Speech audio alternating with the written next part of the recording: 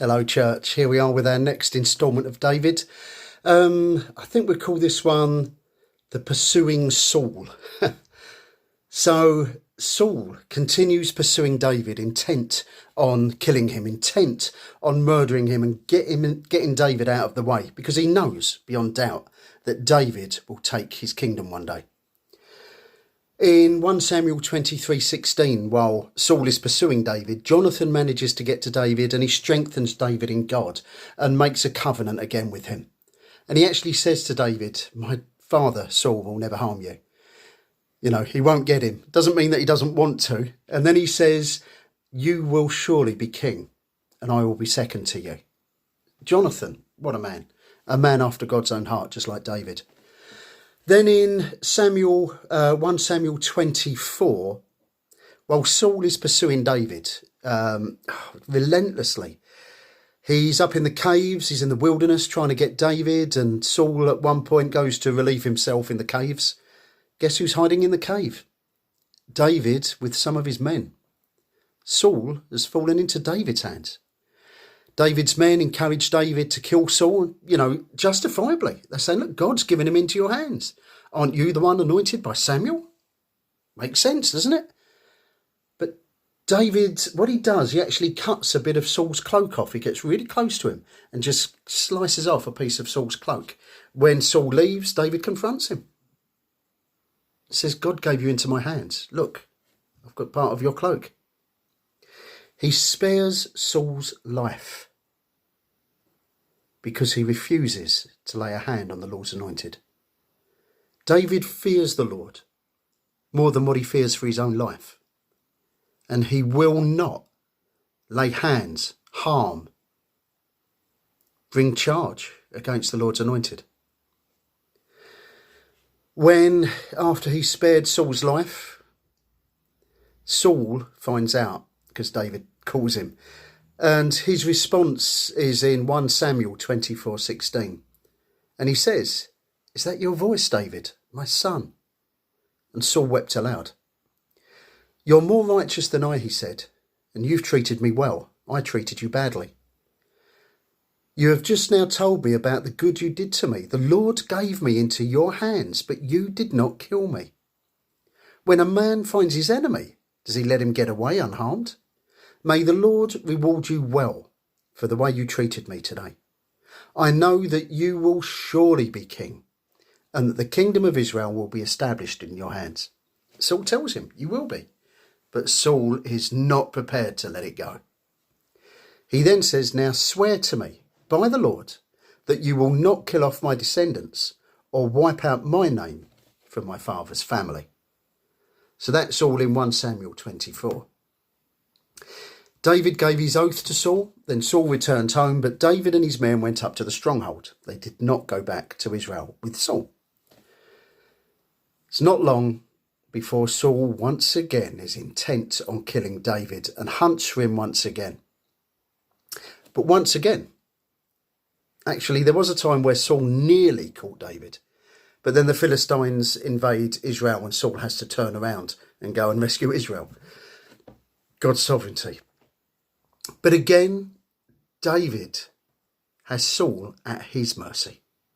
Saul falls into his hands. And again, David refuses to harm the Lord's anointed. But he does confront Saul about what he's doing. You see, while Saul was sleeping with Abner, the basically head of his special forces, protecting Saul, or supposed to be, everyone was asleep.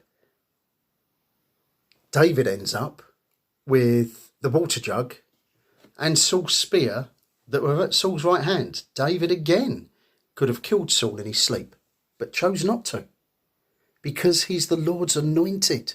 He won't harm Saul.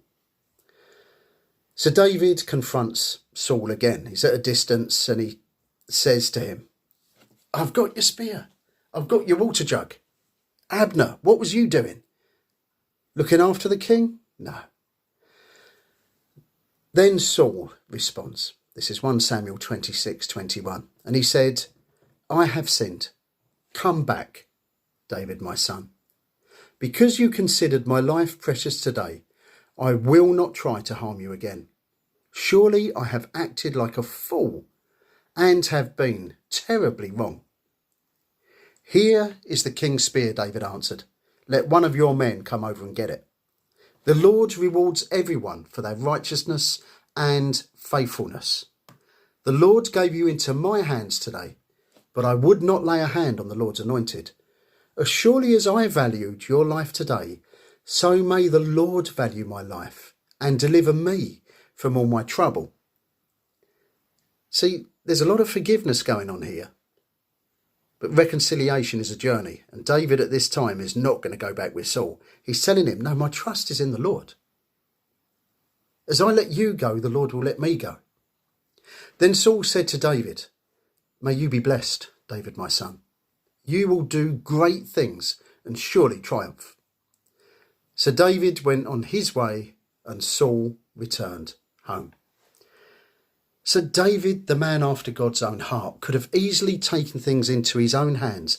He could have murdered Saul. Twice he had the opportunity. He could have taken the kingdom by force. He could have put his stamp on it. After all, hadn't the Lord told him through Samuel and anointed him as king? He could have justified it.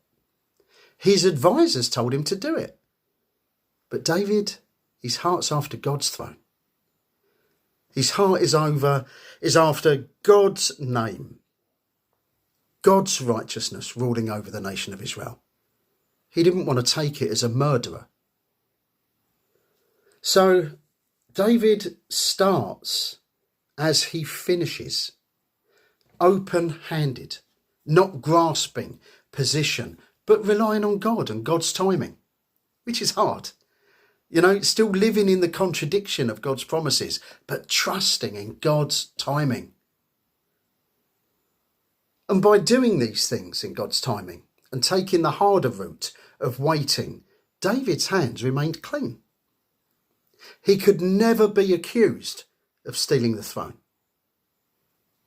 or even slaying the king, or even of manipulation. No. He was not going to take things into his own hands, no matter what pressure was around him.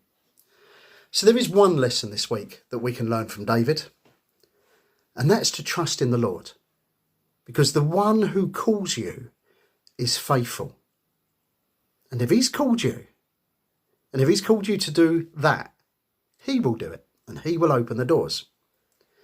So I'm going to pray that. And I'm going to pray the words of 1 Thessalonians 5, 23 to 25. And let's all take this prayer to ourselves. So 1 Thessalonians 5, 23 to 25 as a prayer. May God himself, the God of peace, sanctify you through and through. May your whole spirit, soul and body be kept blameless at the coming of our Lord Jesus Christ. The one who calls you is faithful, and he will do it. Blessed is the one whose sins and transgressions will never count against them. His grace is sufficient for you. Hands off. Trust him. Don't try and work it out. Let him work it out and work with him. Amen. Well, be blessed, people of God. We'll have more of David next week, and Saul's end is coming. So see you next week. Goodbye for now.